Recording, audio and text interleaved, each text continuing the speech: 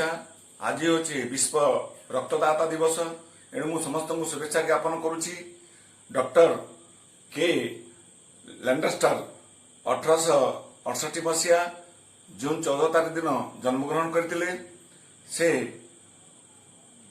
Grouping आमर blood grouping विषय रे बहुत तथ्य संग्रह करी गवेषणा करी ए और बी ग्रुप रो किपरि भाव में मिसिकी दिया प्रदान करा से रिसर्च करते एवं परवर्ती क्षेत्र में से दिन ठारू आमर ए ग्रुप बी ग्रुप रो ग्रुपिंग होगी रक्त दाता माने दान करी विभिन्न मूर्छ रोगी मानू बंचा जाउछि।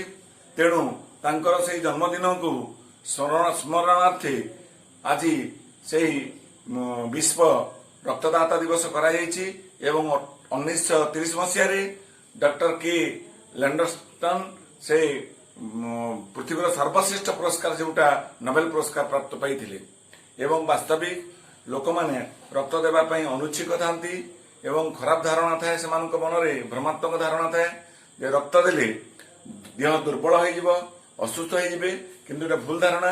जदि 3 मास थे रक्त दियंती ताहले हमर ए शरीर रे केबे हृदरोग हेब नाही, रक्तचाप हेब नाही एवं ब्लड सर्कुलेशन भल भाव में हेब आ पछे स्वास्थ्य सुस्थ सबल रहिबो। एणु प्रत्येक सुस्थ व्यक्ति 3 मास थे ब्लड देवा कथा से जिनटा लोक मैंने बुझा कथा जद्वारा कि रक्त हूँ महदान एवं रक्त प्रदान दान करने फल गोटे जनकर जीवन बंची पार।